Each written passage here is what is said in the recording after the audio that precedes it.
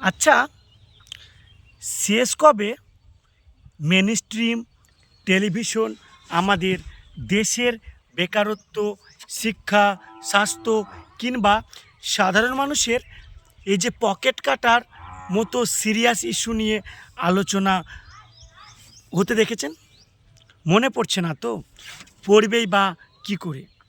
আমাদের দেশের মিডিয়া এখন ব্যস্ত কোন নেতা পকেটে মানিব্যাগ রাখেন আর কে কীভাবে আম খায়, খোসা ছাড়িয়ে না কেটে, এই নিয়ে গবেষণা করতে। গণতন্ত্রের মূল চারটি স্তম্ভ: আইনসভা, কার্যনির্বাহী, বিচার বিভাগ আর চতুর্থ নম্বরটা হলো সংবাদ মাধ্যম।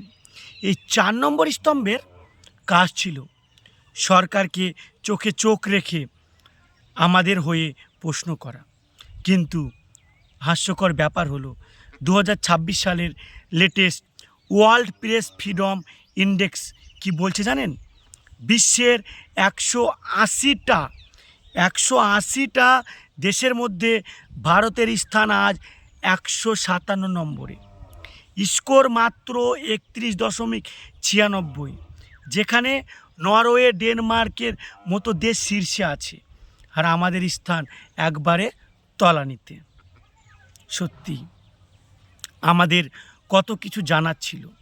আমরা জানতে চেয়েছিলাম নোটবন্দি কেন হলো, এই যে বিশাল জিএসটি, এই জিএসটিতে ছোট ছোট ব্যবসাদের কী লাভ হলো, আমরা জানতে চেয়েছিলাম 2019-এর পুলওয়ামা হামলায় যে 40 জন জওয়ানের শহীদ হয়েছিল তাদের নিরাপত্তার গাফিলতি কার ছিল?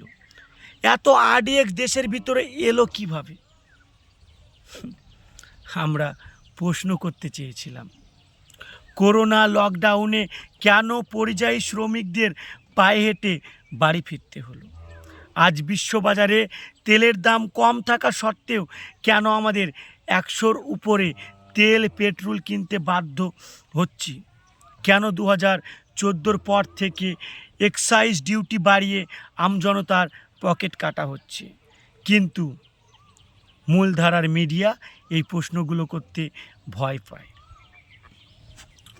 আজকে কেন ভয় পায় তা জানলে অবাক হবেন।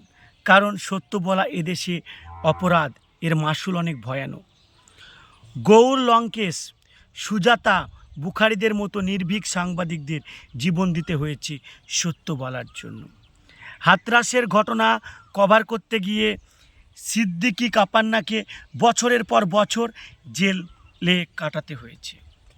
স্কুলে নুন রুটি দেওয়ায় খবর করায় পবন জয়সওয়ালের মতো সাংবাদিকদের উপর রাষ্ট্রদ্রোহিতার মামলা হয়েছে। সত্যি মজা লাগছে না শুনতে? আর যার মেরুদণ্ড সোজা রেখেছিল সেই রবিশ কুমার, প্রণয় রায় বা অভিসার শর্মাদের মেনস্ট্রিম মিডিয়া ছেড়ে আজ ডিজিটাল ইন্ডিয়া বা ইউটিউব প্ল্যাটফর্ম আসতে বাধ্য করা হয়েছে।